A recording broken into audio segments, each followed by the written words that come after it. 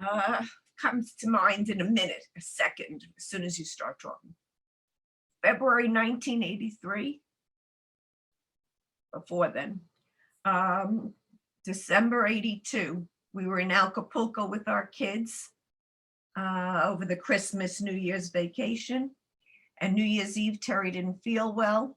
And he left me at a very big party in Acapulco at the Princess Hotel. They had parties like in Hollywood. They covered the pools. That was the dance floor. The lobsters, the shrimp were piled to the ceiling. We weren't kosher then. I mean, I can't even tell you what went on. We were with friends there, and Terry says, I can't stay. I don't feel well. I'm going upstairs. This was so unlike him. And I said, you know what, Terry, it's nearly 12 o'clock. I'll stay with the kids so they could see. Sam was 6, and Ian was 9. I said, so they could see the festivities, 12 o'clock, I'll come up. And my friend goes up with me because it was so out of character for Terry to leave. And I said, what's the matter? He said, I don't feel good. I don't know, something's wrong. And my friend says, oh, everybody gets sick in Mexico. I'll give you Pepto-Bismol, you'll be fine. Takes the Pepto-Bismol and he does feel a little better. She leaves, we go to sleep. We have a couple of more days to stay. We stay and we get home. And when we get home, my parents are in my house and they said, Justin, Rob's 1-year-old son, has spinal meningitis. He's in the hospital. They didn't want to tell you till you came home. They were there constantly. They said, leave your things, take your coats and go see Rob. He's in the hospital with the baby. Stacy was home with Sherry. We ran. My brother tells the story. I just want to interject one thing, is to tell you how my brother makes fun of me. It was bitter cold. We came home January, whatever it was, bitter cold. I grabbed my mink coat. I put it on. He takes a winter coat. We run. I get to the hospital and Justin is in a private area. And the nurse is about to say to me, like, who are you? Stop right there. And I take the mink coat and I put it on her hand. And I walk right into my brother. And Rob tells that story all the time. This is who my sister is, you know. Anyhow, Justin was sick and they took care of him and he was okay. He was okay. And he was coming home from the hospital. And Terry said to me the next day, Dale, I'm not feeling well. Send the kids to school. I'm going to the emergency room. And when he got to the emergency room, they called me. They said, your husband had a heart attack. Probably when you were in Acapulco, we're keeping him. And the rest is history. He had to be transferred to New York. He had bypass surgery. I was 35. He was 40. I was going on 36. And the kids were young. I'll never forget, he had the surgery. It was traumatic. It was 1983. They were just starting all this. I was young. It was a crazy time. So there was a blizzard and I had to stay in the hospital. I said, could you get me a cot? They said, I'm sorry, all the beds and cots are for the doctors. I put 2 chairs together. I stayed in his room. I was lucky. He didn't have anyone in his room at the time. And few days later, he comes out of the medications and we're talking and he says to me, now listen to me. I know you love teaching and I know you love the life. He said, but you have to change now. He said, you have to forget being a teacher. You have to come into my business. He said, I don't know what could happen to me. He said, you must come in, learn the business, and we will work together. And so we could have a decent lifestyle. And you, he said, will be provided this way if anything happens to me. Well, that was traumatic for me. I didn't know anything about business, groceries. I mean, it was just what I knew in the supermarket. What did I know? I was bringing up 2 kids. I went to work. And so I would say that was pretty life challenging. That's a big crossword. Like you could not say no to him when he is after a heart attack.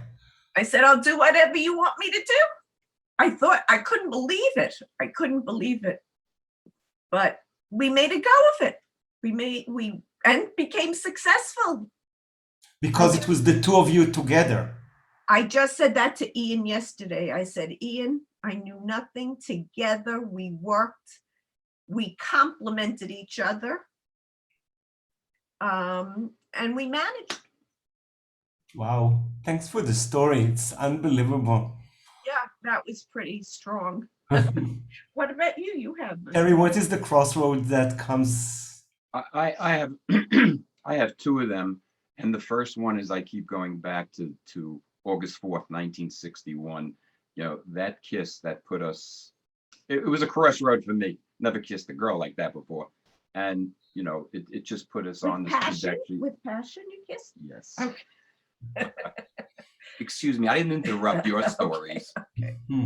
And the second major one, you know, I think we're pretty strong people. There have been things in our lives that we were able to maneuver, but what Dale's story about me getting sick at the age of 40, that was a big crossroads for me, because I changed my whole outlook on life. Unfortunately, I knew that I had to start living for today, not waiting for us to retire at 65 to start traveling like most Americans did. So, you know, when Dale said she was coming into the business, we did that.